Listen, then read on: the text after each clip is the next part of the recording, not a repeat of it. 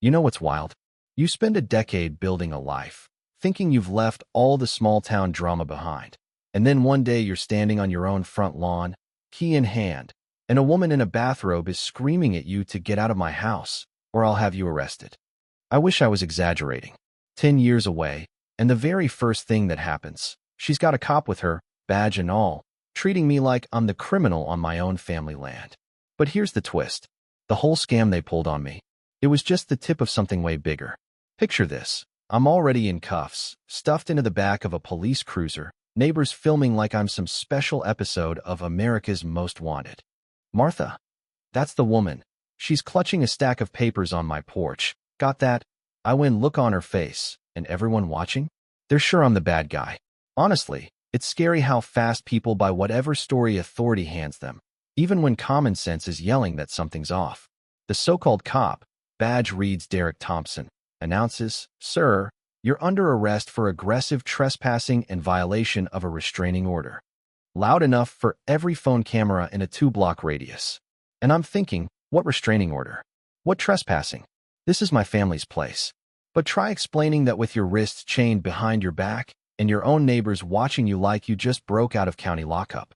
Meanwhile, Martha's putting on the waterworks, claiming I threatened her. The guy's uniform is perfect, cruiser looks official, radio's crackling. Everything about it sells the lie. But then, out of nowhere, an old neighbor, I'd never seen him before, calls 911. Yeah, there's an arrest in progress, but something feels off. He's squinting at the badge, the car, all of it.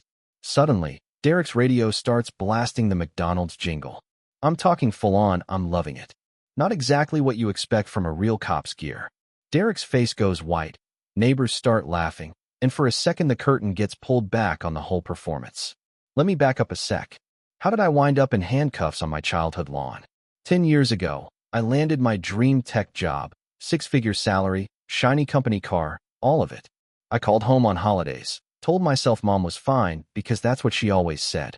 Then her lawyer calls, tells me she passed away 3 weeks ago. I was too busy to notice my own mom was gone. Driving home, the house felt tiny, the garden overgrown, the mailbox paint flaking.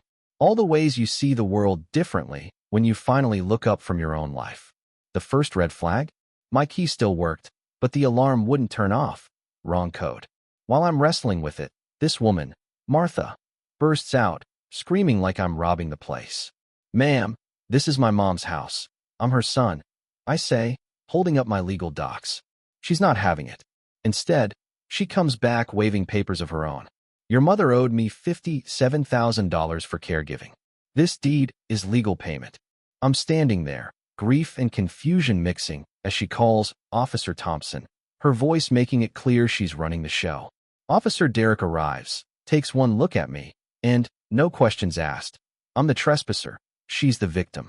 Even the real police get duped, and when they show up, they just nod along, call it a civil standby, tell me to settle it in court, and leave Martha in my mother's home. That's when it hit me. This was never about one house. There's a bigger game in play. Here's where the twist comes in. An old college buddy, Sam, who happens to work for the FBI. I call him desperate. He's stunned by what I tell him. "Robert, this isn't just some local scam. I'm working a case just like it. Elder property schemes, fake police, organized networks." He asks for every detail, deeds, badge numbers, video. Within minutes, Sam's running badge numbers, tracing license plates, connecting dots. Turns out, Officer Thompson is really Marcus Webb, wanted in 3 states, and the badge he flashed? Stolen from a federal evidence room. That's when the reality hits. These aren't amateurs. Martha and Marcus have done this in half a dozen states, stealing millions from elderly homeowners with the same act. Martha befriends, invents a debt, and Marcus shows up to scare off the family. They were working my neighborhood like a playbook. Another neighbor, Mrs. Patterson, says she almost signed her house away until her son got suspicious and Officer Thompson appeared, warning her she was at risk of elder financial exploitation. Same lines, same tactics. It all moves so fast you barely have time to catch your breath. I make the classic mistake. I get angry, send Martha a furious email, venting every bit of grief and rage. Sam groans. "You just gave them ammo. Now you look unstable." Sure enough, Martha immediately uses my email to file harassment charges, builds a paper trail to keep me away from the house. By now, the scam's so deep, even the court buys it. Judge hands down a restraining order based on credible police testimony and my angry outburst. Derek is authorized to monitor the property, and I'm officially locked out of my own inheritance while Martha gets ready to sell the house. Isolation is real. Neighbors look away, news stories run dangerous air headlines, flyers warn about court-documented threats. Even Mrs. Patterson, who tried to help, gets told to keep her distance. And just when it seems hopeless, Mrs. Patterson slides a note under my motel room door. Tommy says the birdie remembers everything. She means the bluebird statue in Mom's garden, the one I barely noticed growing up. That night, Mrs. Patterson sneaks me out under the moonlight, shows me a tiny key hidden in a locket my mom gave her. We dig under the statue and find a weatherproof box. Inside, it's packed with financial records, audio tapes, and a stolen federal notary seal. Turns out, my mom spent her last months documenting everything, recording conversations, photographing documents, tracking stolen equipment. She was nobody's victim. She built a case that could bring the whole scam down. Sam reviews the evidence. He's stunned. This isn't just theft. It's a federal criminal network. And your mother just handed us everything. The plan's simple. Force Martha and Marcus to perform their act in front of the largest possible audience. Then spring the trap. Mrs. Patterson organizes a neighborhood meeting, brings everyone who's been targeted, shares the story. For the first time, people start asking the right questions. Show us your badge number. Who do you report to? The mask slips. Marcus' radio blares a children's cartoon theme. The crowd erupts in laughter and disbelief. An 8-year-old pipes up. That's not real police talk. My dad's a cop. In that moment, the lie unravels. It all explodes the next morning, live on local TV. Marcus and Martha, dressed for their hero interview, surrounded by their federal team. But Sam's wired the place. Radios start playing nursery rhymes. Cameras catch the stolen seal. And suddenly real FBI agents step in.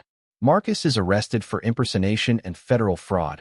Martha breaks down on air, confessing more than she ever planned. The media eats it up. The fake cop case goes viral. But the final twist?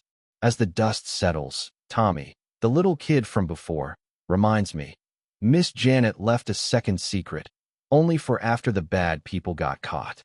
We find a false bottom in the evidence box, a new will, made weeks before my mom died.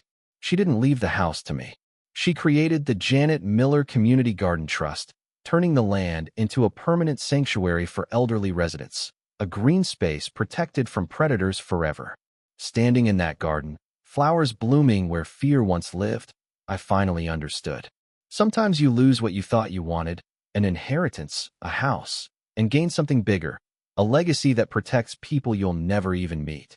Martha and Marcus are behind bars. The garden thrives. Neighbors become family. And I learned my mother's real gift wasn't property. It was showing us how ordinary people can outsmart the biggest predators when we stand together. Yeah, that happened. So tell me, have you ever discovered someone you trusted was planning something that could destroy your family or your home? Drop your story in the comments. Let's see where we all stand on justice, trust, and what really matters in a neighborhood.